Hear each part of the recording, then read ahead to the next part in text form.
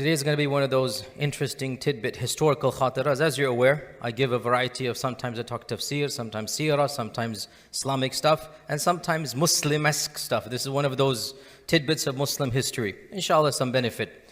A few days ago, somebody passed away who wasn't given much attention in global circles. Yet when I read the news, I must confess that I felt an immense sense of sadness of Islamic history, a nostalgia for a past that once was. I didn't know the person. Frankly, there's not much to know about him or to genuinely respect in him per se, but the concept and the life story of this person represents something that I think is relevant to all of us. I refer here to the last Nawab of Hyderabad, Mir Mukarram Jah, who died in Istanbul a few days ago and was flown to Hyderabad to be buried close to the graves of his ancestors, the Nawabs of Hyderabad. Now, the irony of today's talk is that it's not about that individual himself. Frankly, there's not much to say. Truth be told, he didn't have that many contributions to the Ummah and for the course of Islam. And frankly, when you read up about his life, the marriages and the settlements and the court cases, khair, let's leave all of that because we shouldn't go down this route of speaking about individuals who pass away. We're not really talking about him. We're talking about his story. We're talking about what he represents. We're talking about a legacy and how short-lived that legacy was and how shortly removed we are from this amazing, amazing story that the entire globe once upon a time was following. So let me take a step back. The Nizams of Hyderabad, the Nawabs of Hyderabad, all of you Indians are aware of the Nawab of Hyderabad. The Nawabs of Hyderabad, they go back to the time of Aurangzeb. Aurangzeb was the one who instituted the first governorship of that region. And as is the case, that person became very powerful and he started a mini dynasty under the Mughals. He didn't break away. He was under the Mughals, but essentially he's a king in his own way. He doesn't call himself king. So the Nawabs of Hyderabad, they go back to 1700s. And they had an area of land that was larger than all of England, all of Italy. They had a massive province in India. And this province eventually became the richest province of India and one of the richest regions of the entire world. Our story begins with the 7th Nizam of Hyderabad, the grandfather of the one who passed away. The 7th Nizam was the most famous one and the richest one. And his name is Mir Usman Ali. Mir Usman Ali, he came to power in 1911, roughly 100 years ago. Hyderabad was already wealthy. Mir Usman Ali made Hyderabad one of the wealthiest regions of the world.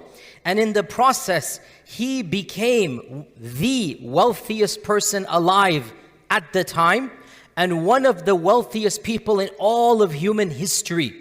It is said that he is in the top 5 people in all of human history in terms of wealth. And when he was alive, he was number 1 in the entire world. This is Mir Usman Ali, the grandfather of the one who passed away. And one of the reasons for this wealth was because he increased the production of diamonds from a particular region. I can't remember it right now. Golconda, something that I forgot where it is. You guys know? Is that right? Golconda? Yeah. So he banked on, pun intended, this region. He increased the production of diamonds, and for a period of time, it became the number 1 diamond manufacturing plant in the world. And in fact, he had a paperweight that was composed of a diamond that was itself worth like $50 million, dollars. He would have it as a paperweight. That's how wealthy this person was. When Queen Elizabeth, the one that passed away, when Queen Elizabeth got married, this Nawab gifted her a custom-made necklace. This was the necklace you would always see her wearing in any public occasion. If you see any picture of Queen Elizabeth, there's this beautiful diamond necklace. That necklace was made by this Nawab of Hyderabad and gifted to the Queen. And the Queen loved it so much. It was the most expensive. It is the most expensive. She wore it on every official occasion. You will find it. That's gifted by that Nawab. In 1937, Time magazine, which used to be far more prestigious than it is now. Oh, young people, understand, Time magazine once upon a time was extremely prestigious. And these days, nobody cares as much, just Frank here. But Time magazine put Mir Usman Ali on the cover of the magazine. This is 1937, and it had the title, The Richest Man Alive, the richest man in the world. This was Mir Usman Ali. We estimate, we would never know for sure, we estimate he was worth more than $250 billion. Wealthier than Bill Gates and, Steve, anybody that you know. For the time, he had the equivalent in our times of $250 billion. And he had multiple palaces, multiple Rolls Royces, even though ironically he himself dressed very frugally. And he would eat very simple on one plate. So in his very personal life, he was very frugal, but he had a show of wealth. And he did help his people. And his people loved him. He introduced electricity. He made for himself a number of universities. The Usmania College, he built it in Hyderabad. He was a lover of Urdu, Sher Shairi.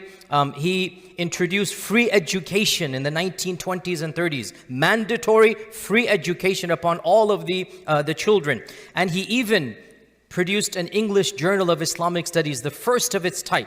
An English International Journal of Islamic Studies, and he called what he thought was the premier intellectual alive today who spoke English, you all know his name, Marmaduke Pickthall. And he called him to Hyderabad. And he financed him. Once upon a time they respected ulama and du'at. Anyway, it's a joke here. And he financed him and said, Khalas, do what you want.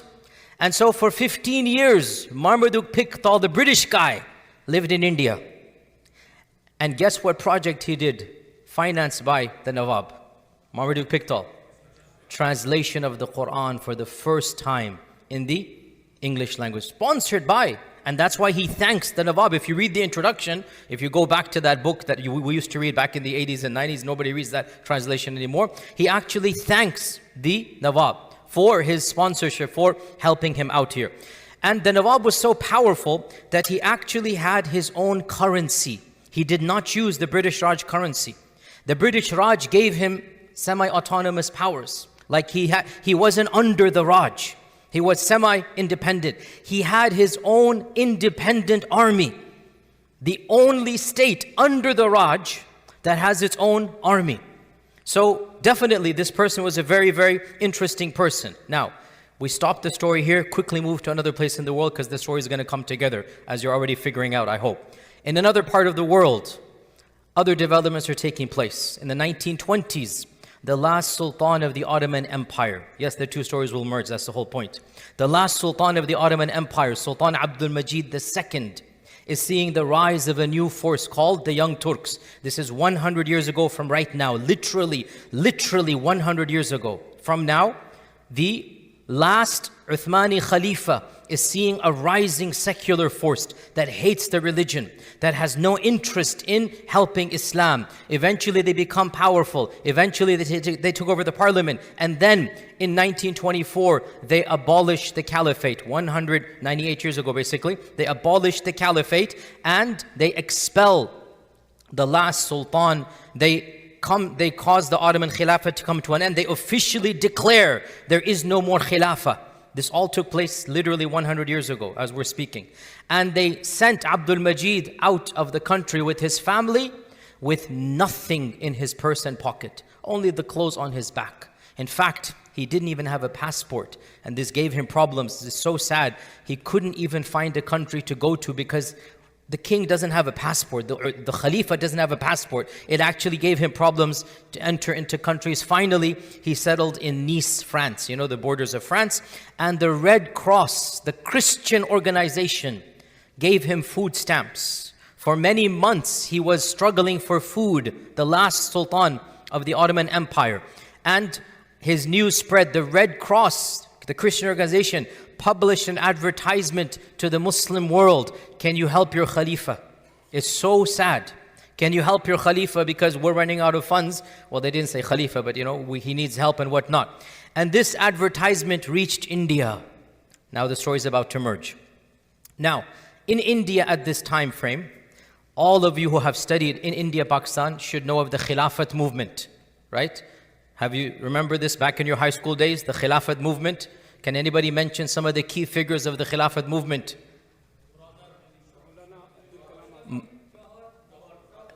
Shaukat Ali, Muhammad Ali, Johar, all of these people, right? They were a part of the Khilafat movement, okay? Abdul Majid Daryabadi as well. So there were a number of people part of the Khilafat movement, right? They wanted to revive the Khilafah and protect it. They come across this advertisement and they go to our guy, Nawab Saab, okay? They go to the Nawab of Hyderabad and they say, do something. So the Nawab of Hyderabad then decreed that for the rest of the Sultan's life, he's going to get a massive sum of 300 pounds a month. By the way, that was a decent sum back then, okay? But 300 pounds, $300, that's literally worth $250 right now. The dollar is more powerful than the pound right now, I think, right? $270, $290. He said $300 a month would be given. Back then it was a little bit more, maybe, I don't know, 3,000. It wasn't a massive, but it was enough to live off of. And this Sultan, the last Uthmani Sultan, he had only one daughter, Princess Durra Shahvar. That's the Turkish pronunciation, if I'm not mistaken. And Urdu they say Dur Shahvar, Khadija, right? So he only had one daughter. The Nawab suggested to marry this daughter to his son. Okay, now you see where the story is heading. The goal being that if Islam has a royalty, this is it here. The most powerful and rich dynasty of the Muslims and of mankind is marrying into the Ottoman Khilafah. This is now the bringing together, the only time bringing together of these two extremely historic, powerful, and the one side very wealthy, and the other side the most powerful once upon a time dynasties in marriage and in union. And he only had one daughter. The Shah of Iran, not the one you know, his father. The Shah of Iran, not the one in the 70s, his father, wanted her for this Shah of 1979. He wanted her for his son. The king of Egypt wanted her for his son. And the Nawab wanted her for his son. What a place to be in. 3 Shahinshahs and kings and Nawabs, all asking for your daughter's hand in marriage. Of course, who's going to win? Guys who are studying in college? Take note. Who wins? You know why. Okay, it's common sense. You have to think of strategy and whatnot. So, the Nawab's son obviously gets the nikah done, and the entire entourage from Hyderabad comes to France in 1931. And a very famous historic hotel, which is still standing to this day, in Nice, it is considered to be one of the ancient hotels of Europe. It becomes the Shadi grounds. And this became a media spectacle. Can you imagine 1930s? You have the Nawab's family. The Nawab himself did not come. The Nawab's family, entourage, the wealthiest family in the world, dressed like Maharajas, literally head to toe, walking in the streets in Europe, right? The photographers had a field trip, 1001 Nights, Arabian Prince, this and that, the Muslim marriage. But here's the point. This marriage was celebrated around the globe. All Muslims became happy at a time when there's very little joy happening, at a time when there's one misery after another. This marriage became a hope and a beacon and an optimism. Do you understand why? Literally, it was believed that from this union, a Mahdi-like figure might emerge. Like literally somebody, I mean not the Mahdi, you get my point. I mean somebody would come that would bring a sense of izzah and glory into the ummah. So from this marriage, our Mukarram Shah was born. The point that I want to bring up here, this very person who passed away a few days ago, this is the person. How short was this era? How briefly in the recent past, literally one generation ago. This Mukarram Shah, Nawab Mukarram Shah, was born in the 1930s, I think 33 he was born, 1933, so he passed away, he's almost 90, right? So 89 years old, he passed away. And the Nawab was so overjoyed, and again this is surreal, he was so optimistic that this grandson of mine is going to bring about the izzah of Islam, that he announced publicly that the Nawabship would pass over his son directly to his grandson. Skip the son, I'm not even mentioning the father's name because he's just a footnote in history. Skip the son, and my grandson is going to become the Nawab after me. That was the hopes pinned on this individual, that something's going to happen because he has royal blood. If we have a royalty, this is the closest we get to that royalty. The entire ummah is like, harping for joy, wondering what's going to happen of this. But khair, not even the Nawab could predict the future, because the Nawab lived to see his own decline, just like the last Sultan, the last Ottoman Khalifa saw his decline. The Nawab began to see the talk of a partition, and the British are going to leave, and he was given the choice to join either of the two sides, and the Nawab refused. And he goes, I'm not going to join either of these two sides. And he demanded an independent kingdom, like the British were giving independent kingdoms in Africa, Namibia, all of these little kingdoms. He goes, I deserve my own kingdom. I'm not going to be subservient to anybody. It's the way. Again, people are like this. And if anybody has the right to say that after his legacy and his wealth and whatnot, he felt, I'm not going to be subservient to anybody else. But Lord Mountbatten, the last Viceroy of India, the Queen refused, or the King at the time refused, that we're not going to allow a mini-state within India. He still refused to sign. And when the British left, he was planning to go to war with India. And he had the troops lined up to go to war. But the Indian army invaded in September of 1948. They marched into the streets of Hyderabad, and there was some skirmishes and fighting until finally he was forced to basically acquiesce and give up. And I have a senior friend of mine, a very elderly person whom I love immensely, friend of mine in England. I will mention his name because he is also, subhanAllah, 89, 90 years old. His name is Abu Atif. And he told me that he was a child in Hyderabad, and he remembered seeing the troops march in, and the Nawab's troops having to surrender. He remembers this, and I remember he told me this 20, 30 years ago, and I was just in shock, like there's a person alive who remembers this, right? But subhanAllah, this is how quick this, how recent all of this was. So in 1948, the British left, the Nawab had to surrender, and he continued to live his life even though India took the majority of his assets, the majority of his savings, but they gave him enough to live a comfortable life. So he remained in Hyderabad till he died in 1967. The last Ottoman Sultan, Abdul Majid II, died in Paris, and Turkey refused to allow him to be buried. Even his dead body was denied entry. So eventually the king of Saudi Arabia, King Saud, had mercy, and they allowed his body to be buried in Medina. He's buried in Baqi'. He's buried in Medina and Baqi'. So he also passed away.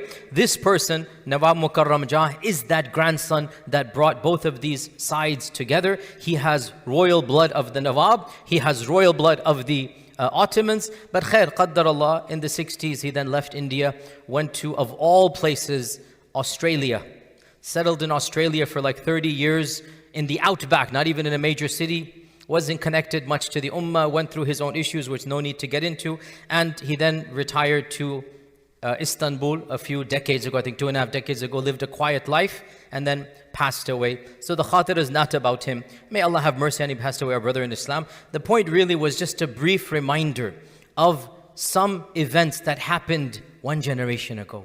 Just one generation. And again, to me, this is just mind-boggling. As a person who loves history, the very person whom the entire globe was happy at the marriage and happy at the birth and brought these families together, this isn't thousands of years ago.